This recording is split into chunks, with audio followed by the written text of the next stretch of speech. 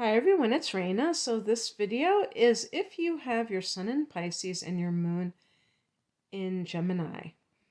And I did the reversed version of this several days ago. And I like having this kind of a challenge because it keeps me on my toes and makes me have to showcase what the differences are. Because, you have these two signs, but they just happen to be in the opposite placements. So what would be the difference? Well, we always look to the sun first and foremost because the sun is who you came here to be in this lifetime. We know it's not the permanent identity because you're not always reincarnating as a Pisces individual. And we know that maybe at some point the person will cease to reincarnate at all. So the ultimate self is not determined by somebody's sun sign, but in terms of astrology itself, or you want to call it the influences of the world, we would say that the sun is very important because it is that externalized energy projection, how you take your light and shine it on the world. The moon is interior. So we have the sun is the masculine and the moon is the feminine. The feminine is passive and the masculine is active. When we say something is active, it's because it's being generated as something that is for the world to see more than the moon is more secretive or interior. So with Pisces, it gets very interesting because we can look at the sun as somebody's aspirational self. So what they aspire to do in the world. What do we call that? Their goals. What are Pisces goals? Are Pisces goals like Capricorn's goals? If we just look strictly at the archetypes of these two signs and the houses that they represent, Capricorn rules the 10th house of career. Pisces rules the 12th house of, I would say, the karmic past, which means that the past lives, but also the person's Akashic records, you would say, meaning all the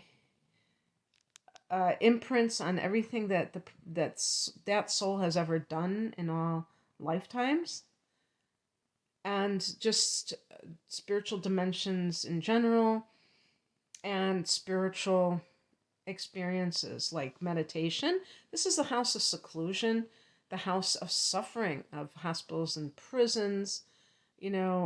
So whether you're talking about doing some kind of penance, which, like, we could say, if a prison was really a therapeutic place, that it would be a place where you would do penance for your I don't want to say sins, but for your ignorant actions. And or just like on the spiritual level, if the person knows that they have done wrong and they are atoning for their sins in their own way, just in life itself. But also this can be suffering that is self-inflicted through self-destructive habits. The 12th house can be addictions. We know when we think of addiction, we usually think of substance abuse. That's not the only thing that it is. It can be addiction to people, to pornography, to social media. All of these things have different levels of effects or different types of effects on people. And there are things that are more soft addictions, things that are more destructive. Maybe at first they seem relatively harmless and then they get more and more dark. So it's the house of self-undoing. So it really can be the place of unfinished business as well. So this is the last house of the zodiac. And of course, there's no beginning or end, because then you go right back to that first house. But it is where everything kind of piles up, so to speak, in a lifetime. As you go through the hero's journey, I'm actually I'm actually using lingo from the tarot, but it's okay. It's all good. But in any case, the point is that these, if I compare like Pisces to Capricorn in the career sector, uh, and Capricorn is an earth sign, so it's an earth house. The 12th house is we've got a water sign, so it's a water house. They're going to be different in that respect as well, the practicality factor. So the point is that goals are relative. They're not always about, I want to have so much money in the bank, I want to have this position by this date, I want to do these things, I want to, paint my masterpiece. But I will say that Pisces tends towards the spiritual and the artistic. So painting a masterpiece might be the kind of goal that a Pisces person would have. That was actually a bad example, because I wanted to talk about more worldly goals. The things that Pisces tends to get interested in and tends to be really good at tend to be things that the world does not encourage us to embrace, namely art and spirituality. We might be told to go to church. We might be told, go to art class, but we're not really encouraged to do that with our lives. And I think that it's a very narrow path. And this is why it takes a special person to have the guts to do that, because the world is not going to necessarily cheer them on. I think it's gotten better, but, especially with technology, people can write a book and publish it themselves. They don't have to wait to see if somebody approves of it. And there have been some success stories in that field of self-publishing. And same for other things. I see people selling their art online. People have more opportunities to be healers with a very, well-defined programs that they can train in, and maybe networks of people that they can work for if they choose to work for somebody else. And there's more of a demand for that, I suppose, these days. So it's definitely getting better. But it still is kind of alternative way to live life. And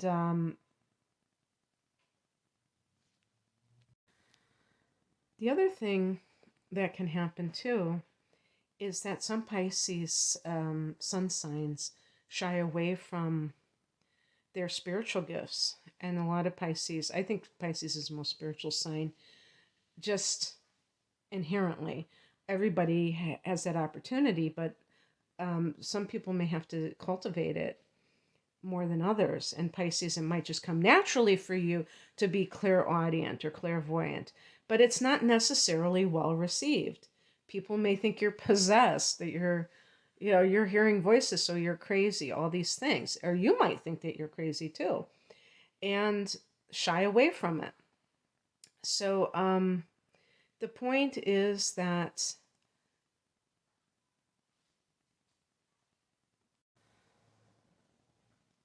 the sun is our healthy ego, our sense of self. The moon is the emotional nature, the reactivity, the programmed responses, meaning that they're not coming necessarily from an organic place. I said in another video, I think I've said this repeatedly, that I believe that emotions are irrational. And so I think at least one person or more reacted to that, like, well, thinking that that was wrong for me to say that. And what I mean is, I'm not saying that we shouldn't have emotions, but we shouldn't be so identified with our emotions, because we really need to get to the bottom of why we feel the way we do. And this isn't just with challenging emotions. This can be when you feel like, wow, I'm really happy about something that is happening in my life. Certainly people have fallen in love with folks that are really bad for them, and they're so in love and they're so happy, and they're not questioning why they feel so happy about that person.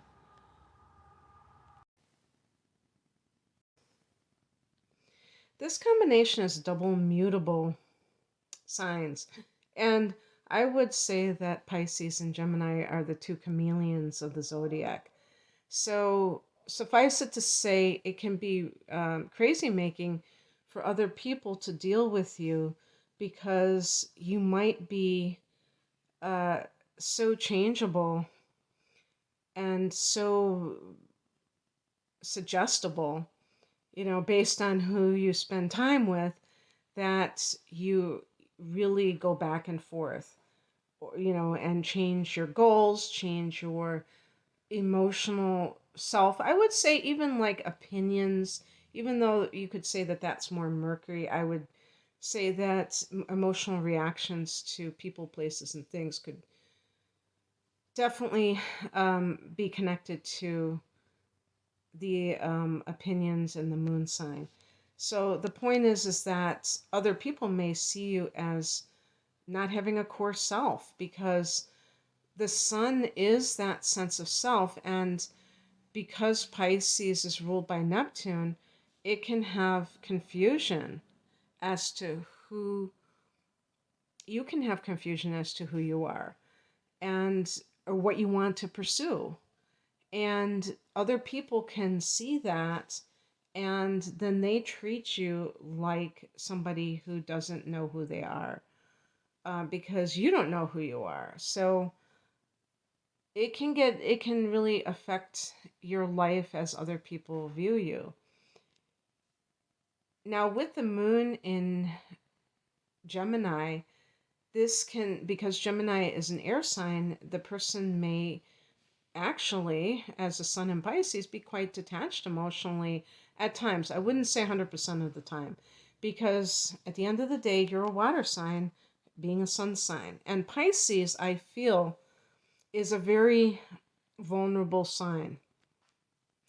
All signs can experience trauma in childhood, but Pisces people may experience more than their fair share, because it could be the old soul syndrome, where it's the last sign of the zodiac, so it's like you get the brunt of it.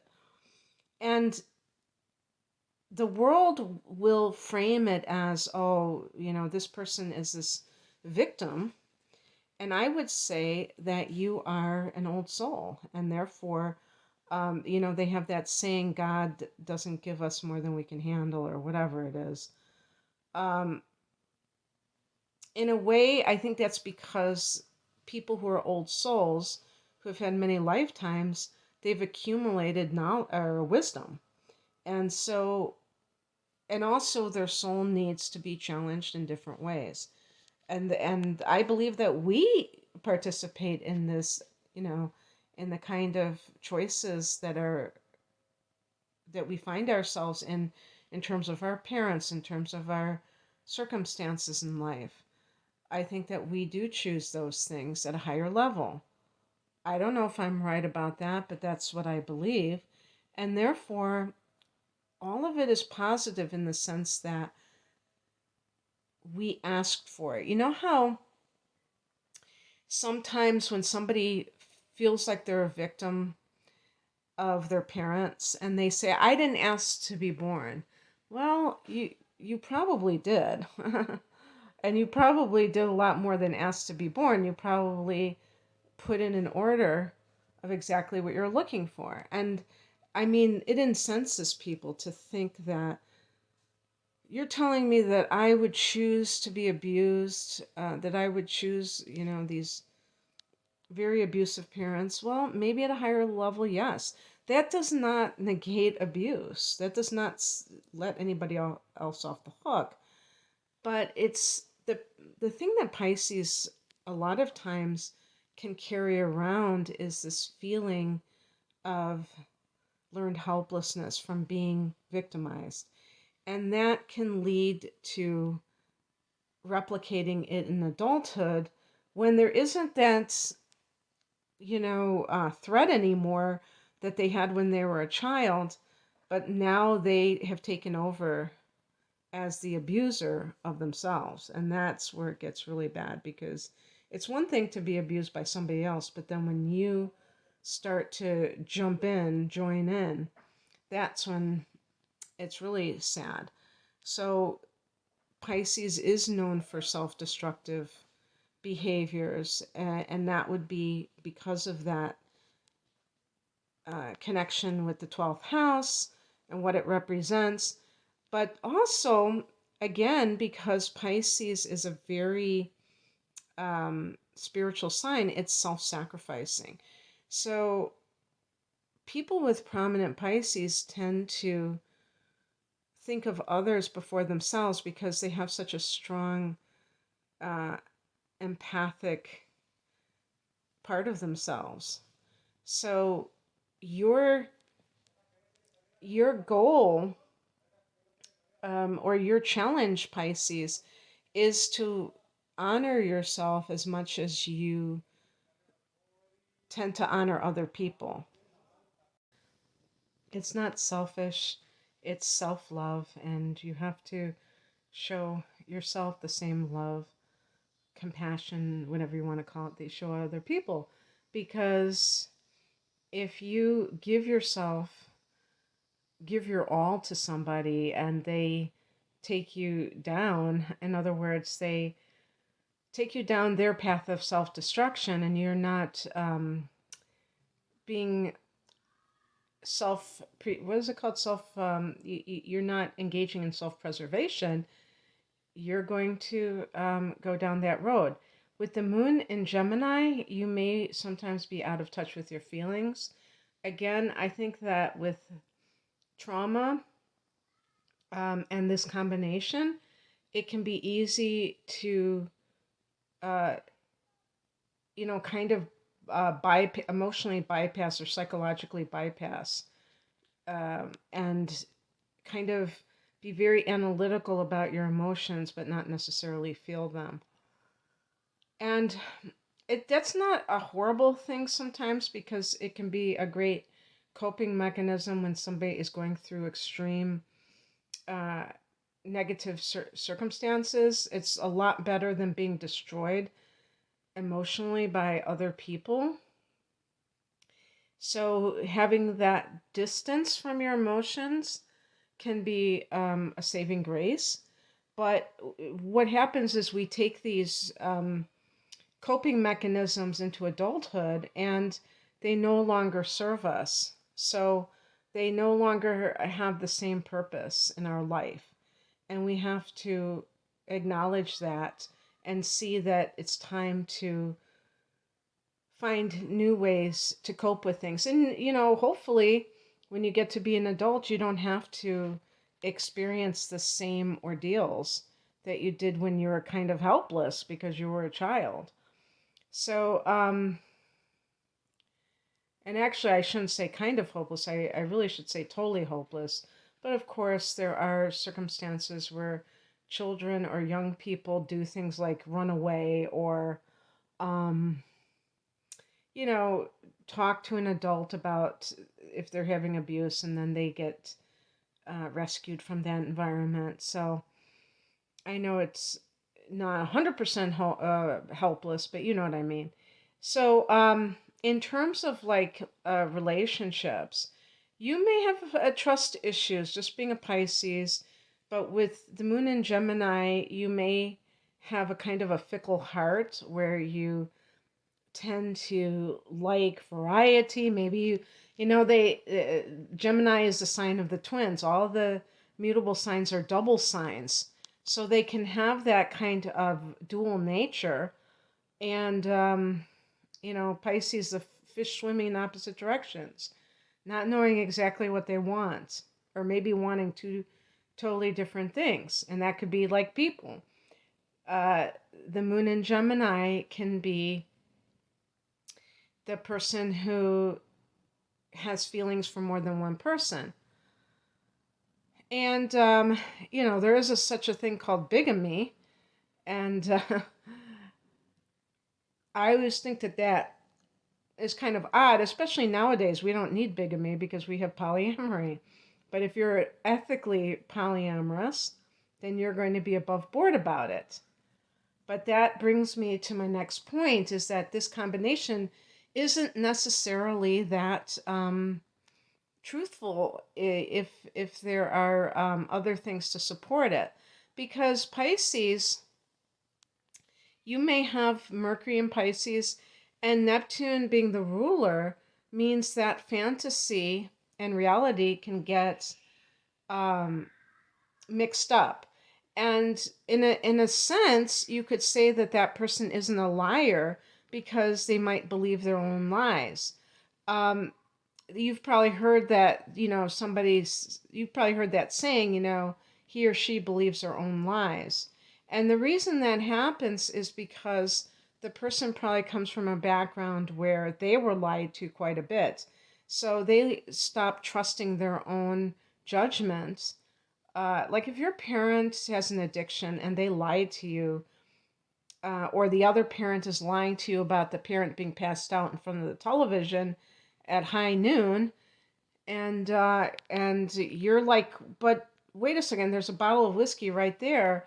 And it's like these are the authority figures telling you that what you are seeing, what you are perceiving is mistaken. That's going to play tricks with your head and cause you to doubt yourself. And so the bottom line is that you have to rise above this kind of thing and be able to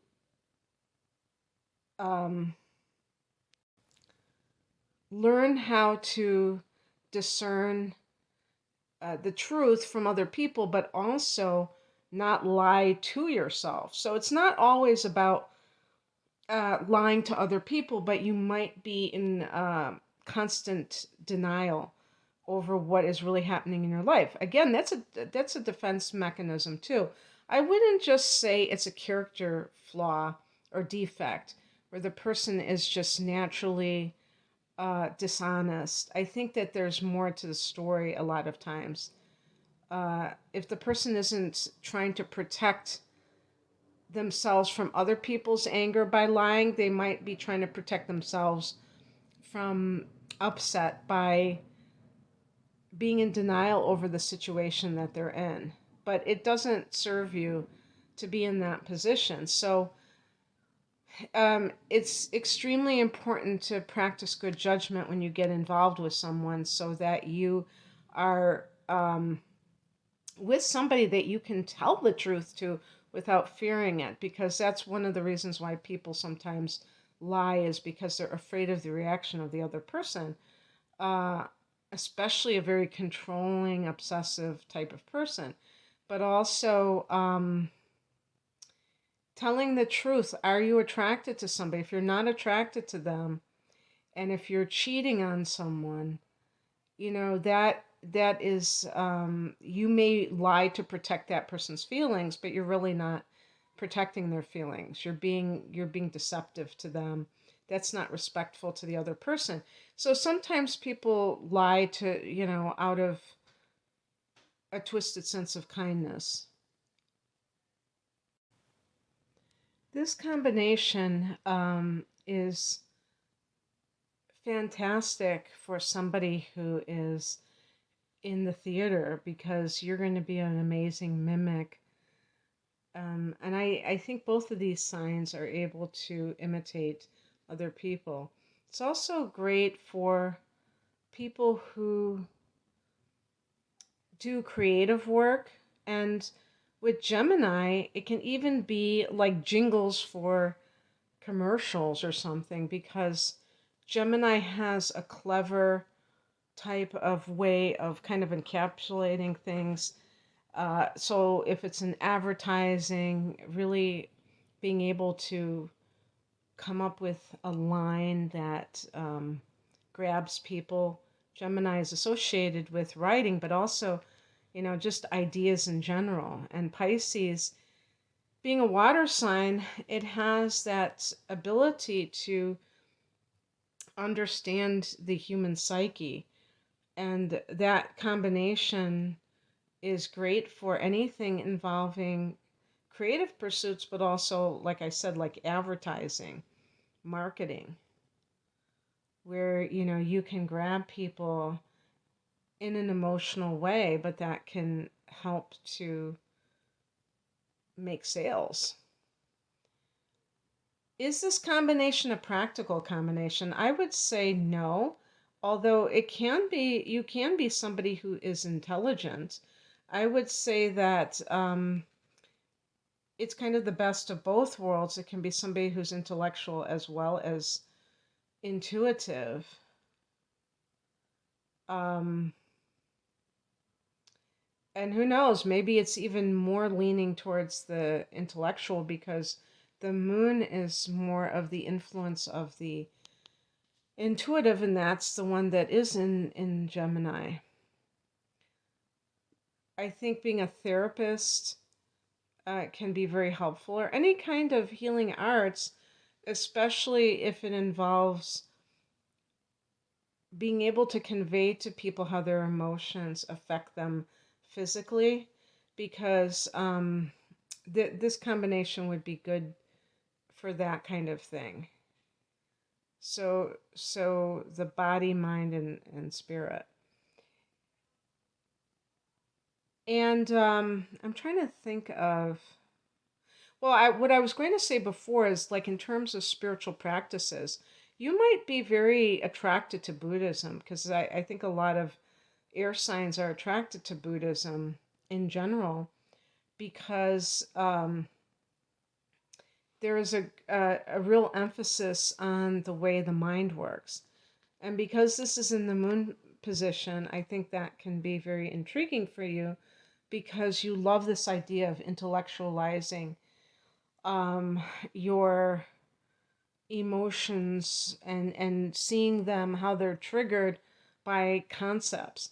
This is one of the things that Eckhart Tolle talks about in his work. He really pays a lot of attention to how thoughts set off a chain in motion, and that creates the suffering. And Eckhart Tolle, not surprisingly, is an Aquarius, or I think he's born on February 17th, so I don't know if that's ever Pisces. That might occasionally be 0 degrees of Pisces or something, but yeah, he's right there on the cusp. But yeah, so that can be very interesting in terms of other types of professions that you might find yourself wanting to get. I really think that it's going to be more of artistic or spiritual. Yes, education can sometimes be something that you get involved in, because the part of yourself that is nurturing, the moon is in the sign of Gemini. I mean, when I say the part of you, I mean the planet that indicates that. And so for somebody, the moon represents the mother. So if you are a parent, you may nurture your children by giving them lots of books, taking them to museums. That may be the way that you care for them, that you think that you are raising them properly. So, yeah, so anyway, I think that this combination, the one thing that you have to do, Pisces, is really anchor yourself, ground yourself. There are grounding practices so that you're not feeling a sense of not knowing who you are. Because now I really believe that this combination may not really care who they are, if they even have an identity. And I don't think that we should ever cling to some identity, this outer label. But if you feel like you're wandering around in the wilderness, you can cultivate a sense of self without having to cling to a particular label, simply by spiritual practice, where you can just kind of observe that need, which a lot of people have, to define themselves. Because I really think that, Pisces people don't particularly care what other people want to call them. But sometimes within yourself, that may be something that irks you a little bit, that you can't have this sense of self. If your sun is in Pisces and it's in the 10th house, yeah, that can get a little bit annoying for you if you feel like you can't find your dharma, what you came here to do and career-wise. But if your sun is in the 12th house, that's going to be a real Piscean influence, and you might just, merge with the universe and be done with it. It's like no biggie for you. Or you may just be like a monk in some isolated temple somewhere in the Himalaya mountains, and that's your idea of nirvana, is to be in that environment, to be away from the world. So we're not all alike. All Pisces people are not going to be alike. All right, that's what I have for you. I hope that this resonated. If you would like a personal reading, the link is below. Take care. Bye.